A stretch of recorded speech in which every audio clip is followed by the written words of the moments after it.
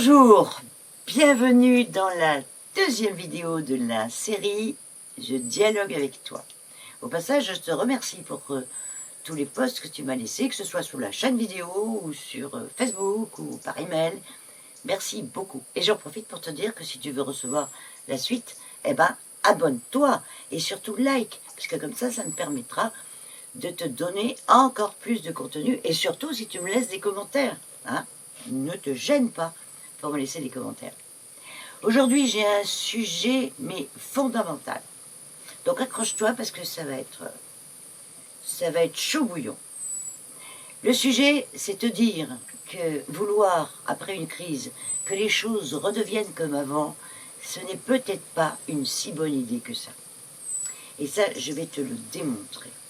Comme tu le sais peut-être, je suis Claude Berthoumieux, psychothérapeute depuis 42 ans, au moins facile, et depuis 35 ans, je travaille en entreprise avec les victimes d'agression, de choc post-traumatique, et aussi les victimes de séquestration, ou les victimes de hold-up, de cambriolage, enfin toutes, ou même quelquefois, et j'en suis venue à travailler en général sur les crises et la gestion des crises, et surtout, comment s'en remettre. Ce que j'entends depuis bientôt 35 ans, dans le cadre du travail en entreprise, ce sont les personnes qui disent, après une agression, je n'ai qu'une envie, c'est oublier et faire comme si ça n'avait pas existé. Je ne veux plus en entendre parler. Ça, c'est pas une bonne idée. Parce que minimiser l'impact des chocs, des ondes de choc après une agression, ça peut, à la longue, au bout de quelques années, si tu les enfouis, si tu les mets en sous-marin ou en souterrain, comme tu veux, ça peut te rendre véritablement malade. Et quand je dis malade, je parle de somatisation plus ou moins grave. Donc, aujourd'hui, je te préviens, je ne te dis pas forcément que tu as des chocs et des symptômes de stress post-traumatique. Je te dis juste, sois à l'écoute de ce qui se passe en toi et dans ton entourage. Parce que toi, tu peux sentir ce que tu sens et vouloir le minimiser en te disant on n'en parle pas. Mais tu peux aussi voir des amis, ta famille, avoir des comportements étranges. Je te referai une petite liste à la fin pour que ça te reste bien dedans et que tu essayes de comprendre. Je ne sais pas si tu vois beaucoup de films catastrophes, moi j'en connais qui ne veulent pas du tout les voir, mais bon, moi je suis assez fan de fiction et quelquefois je me dis finalement c'est une fiction relativement classique en ce moment, dans la mesure où oui, des volcans, des tremblements de terre et des tsunamis, et ben finalement on sait ce que c'est. Et même des films catastrophes sur des pandémies.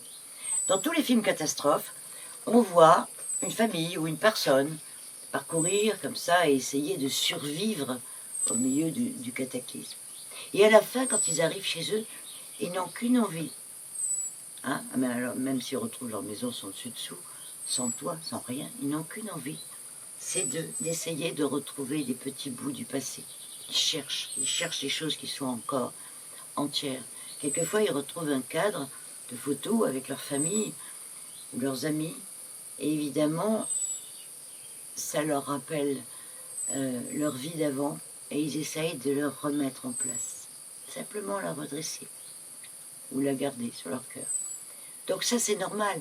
Et c'est un geste qui est très touchant, parce que nous sommes humains et qu'on a envie de se retrouver, de retrouver nos repères. On a envie de remettre de l'ordre dans le chaos. On a envie de reprendre tout simplement la maîtrise de notre vie. Et ça, c'est totalement légitime. C'est pas dans ce sens il n'y a pas de jugement à porter là-dessus. C'est juste dire que de toute façon, c'est vrai que à ce moment-là de l'histoire, les choses ne seront plus jamais comme avant.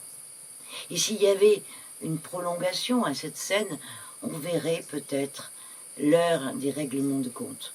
L'heure des règlements de compte arriver. On verrait des manifestations comme on en voit en ce moment. On verrait la recherche des responsables et des coupables. Ça serait la partie du film qu'on ne voit pas. Mais dans certains films catastrophes, au moment où tout le monde est sauvé, je sais pas, mais ça c'est plutôt les films d'horreur, on voit que, alors qu'on croyait que le monstre s'était éteint, on voit tout d'un coup que là, quelque part au fond du lac, il y a encore un œuf de monstre prêt à éclore. Ok. Donc, on sait que c'est pas fini. C'est à ce niveau-là que tout ce que je vais te dire est très important aujourd'hui. En fait, moi, mon job, c'est aujourd'hui, c'est ma mission, c'est celle que je me suis donnée, c'est de prévenir les chocs, l'onde de choc, pour toi, et aussi peut-être au niveau collectif, mais c'est aussi d'en prévenir les conséquences.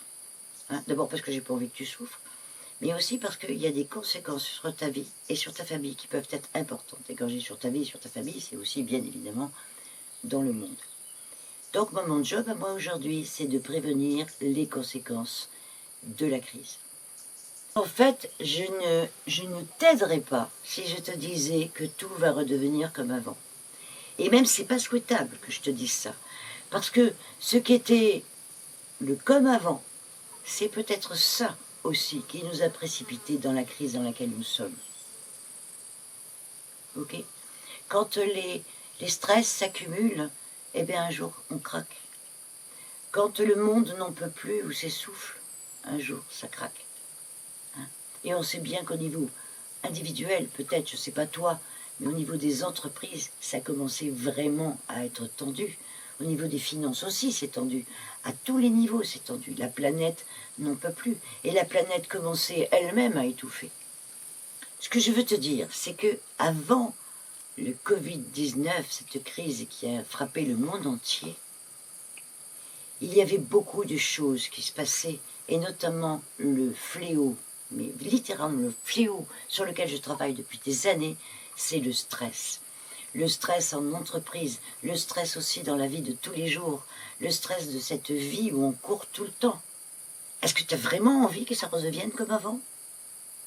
J'ai pris quelques statistiques là, que j'avais enregistrées à une époque et que je vais te lire en essayant d'être rapide parce que je sais que les statistiques, ça embête tout le monde, mais celles-là, elles m'ont quand même marqué.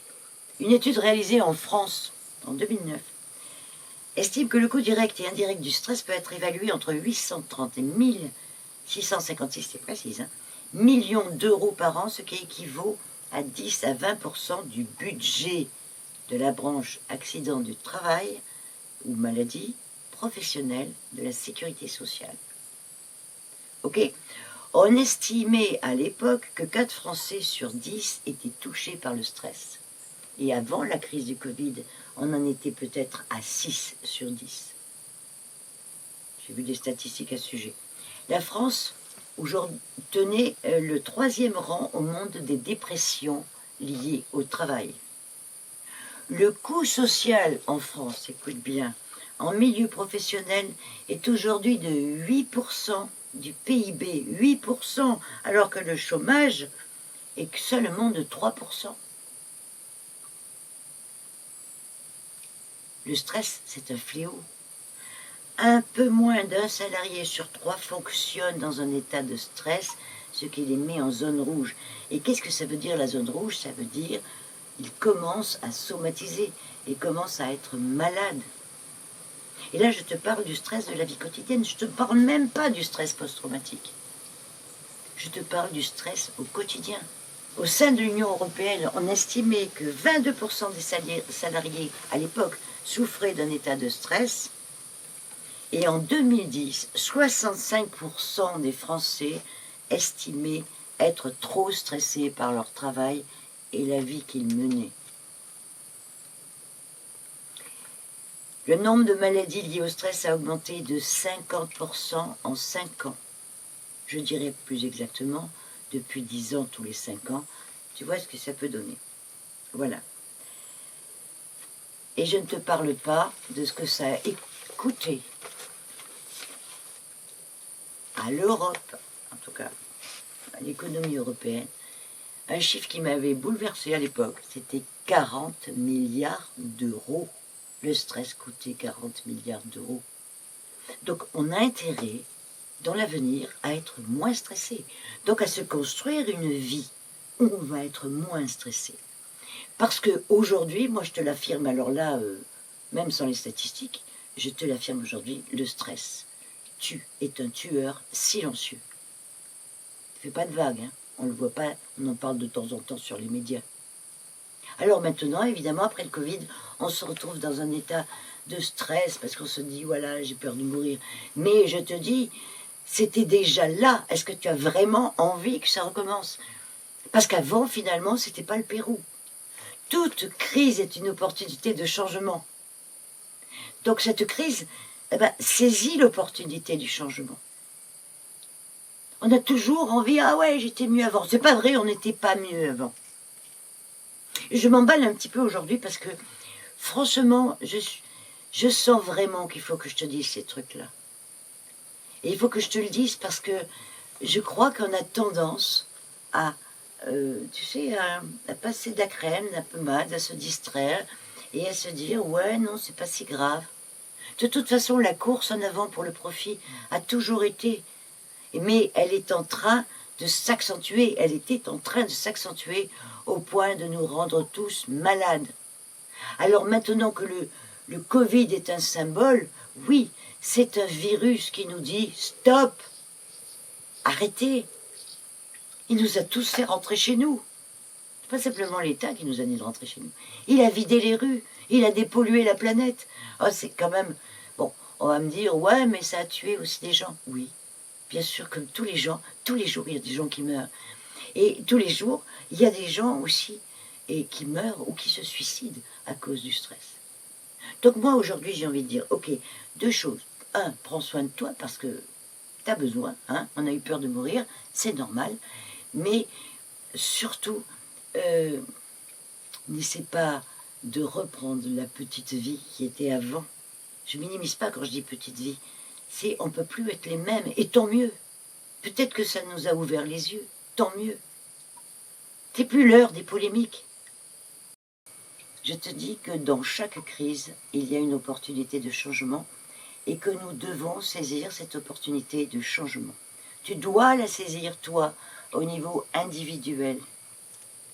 Tu dois d'abord en ressentir les effets, comme je te le disais tout à l'heure, mais on doit aussi en ressentir les effets au niveau collectif. Et là, j'en viens à ses conséquences. J'en viens à un événement qui est en train de nous occuper tous aujourd'hui, après la crise sanitaire, après les hôpitaux surchargés. Nous voyons des foules dans la rue manifester à la suite de l'assassinat de George Floyd.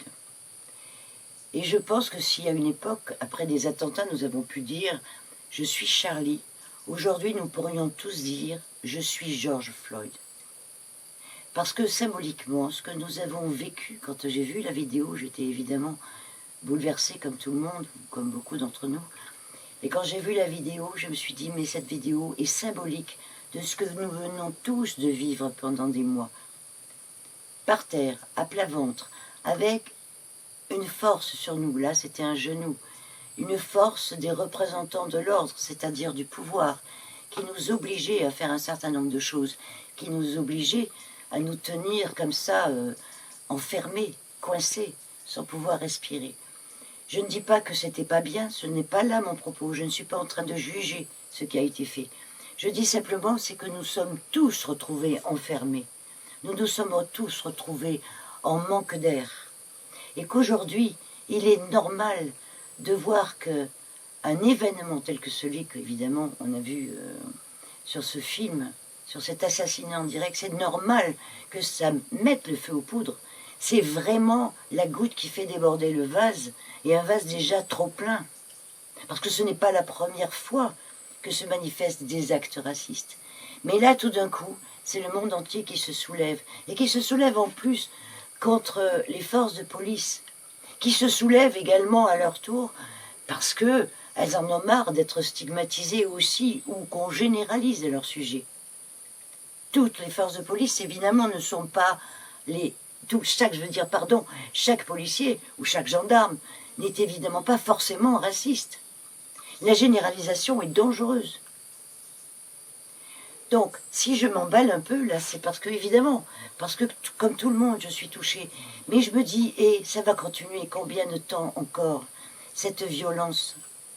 Ça va continuer combien de temps encore, ces discussions entre politiques qui vont chacun donner leur interprétation, les médias aussi. Et on va continuer à se battre et à discutailler, et on va vouloir tout simplement recommencer comme avant. Et si on recommence comme avant, eh bien, ça va de nouveau être l'enfer dans quelque temps. Alors, je pense, comme moi, que tu n'as pas envie que ça soit l'enfer. Tu vois, aujourd'hui, j'ai mis un foulard blanc. C'est un peu un symbole pour moi. C'est pour dire, oh là, on arrête. On arrête. Et si on essayait de se retrouver autrement?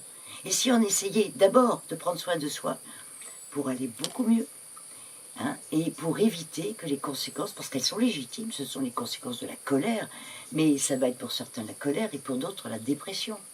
Ce sont des conséquences dues au stress post-traumatique. Donc après la stupeur de ce qui nous est tombé dessus dans le monde entier, et la peur de mourir, on est maintenant effectivement au stade de la fureur. Et moi, j'ai pas envie que ça continue. Alors toi, est-ce que tu as vraiment envie que ça continue comme ça? Moi, c'est décidé, je dis non. J'ai pas envie que ça continue comme avant. L'autre jour, une personne m'a dit oh bah dis donc, avec tous ces gens traumatisés, tu vas en avoir du travail. Et là, je ne sais pas pourquoi, mais ça n'a pas plu comme réflexion. Parce que oui, bien sûr, je peux aider ceux qui viendraient à moi pour dépasser les chocs post-traumatiques. Mais moi, ma mission aujourd'hui, c'est de vous aider et c'est de t'aider à aller plus loin. C'est de t'aider à te reconstruire, bien sûr. On appelle ça la résilience. Mais c'est aussi de t'aider à aller, à être capable d'aller vers tes rêves et de réaliser, et je dirais même pas simplement vers tes rêves, mais vers des rêves d'avenir, à te rendre capable de devenir l'artisan d'une nouvelle terre, peut-être, j'en sais rien, mais en tout cas d'un futur différent que celui qui nous a conduits là où nous sommes aujourd'hui. Donc, je vais te lire une petite liste de symptômes, et tu me diras, toi, évidemment, ce que tu as ressenti. En tout cas, juste un ou deux. Donc, si tu remarques que tu as des comportements ou des réactions inhabituelles dans ta vie aujourd'hui, si tu as encore peur de sortir de chez toi et que tu ne veux pas du tout retourner au travail, si tu as tendance à t'étourdir et à ne plus penser, je ne te parle pas de te faire plaisir, hein, mais si tu as tendance à t'étourdir, à ne plus vouloir, et simplement à vouloir oublier, si tu as honte de ce que tu as pu faire ou ne pas faire pendant le gros de la crise, parce que je sais qu'il y en a qui ont déserté. Ils me l'ont dit et ils se retrouvent avec la honte. Si tu as du mal à dormir ou à t'endormir, si tu es plus énervé ou agacé qu'avant, si tu sens que la moindre chose dans ta famille met le feu aux poudres, si tu t'emballes dans des discussions parce que tu te sens un cran plus stressé qu'avant, un peu plus en colère, ou si tout simplement plus du tout envie de bosser et que tu te dis à quoi bon tout ça, hein? Que ce soit la dépression ou la colère, je te rappelle, ce sont des symptômes. Et surtout si tu as des idées noires récurrentes et que tu passes ton temps à tourner en boucle en disant oui, mais de toute façon, maintenant c'est fichu, les choses ne seront plus comme avant. Et je te le répète, avant c'était pas le Pérou, c'est maintenant que ça commence. Alors, moi mon boulot, c'est de t'aider à faire en sorte que tu puisses vraiment le bâtir, ce futur. Donc d'abord, je voudrais te dire que si tu ressens tout ça, ne t'inquiète pas, c'est normal. Laisse faire les choses. Et la première chose que tu peux faire, c'est d'accepter. Tout simplement, accepter ce qui est en train de t'arriver. Je sais, c'est pas drôle, parce qu'on peut somatiser, hein, moi ça fait 3 semaines que j'ai été bloquée par une sciatique. Je sais aussi que ça correspond à une colère et à un sentiment d'injustice.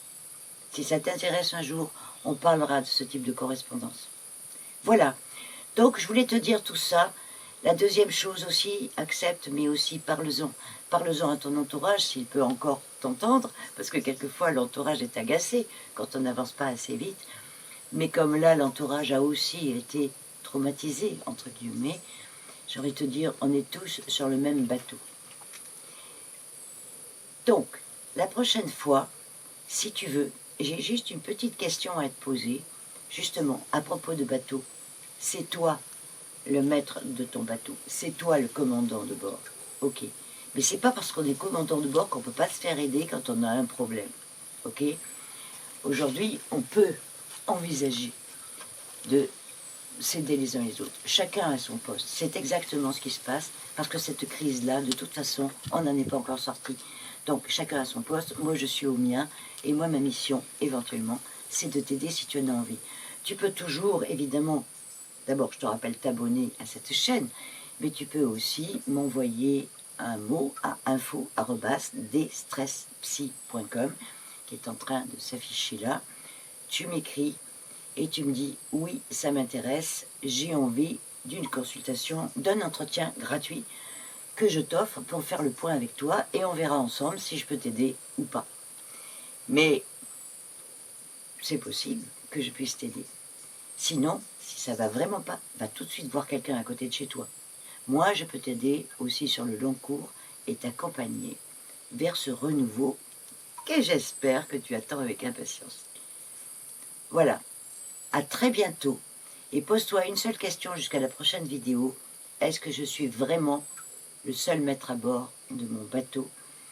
Et est-ce que ma vie dépend évidemment des avis des autres, des opinions des autres ou de ce que me disent les médias? À très bientôt, au revoir.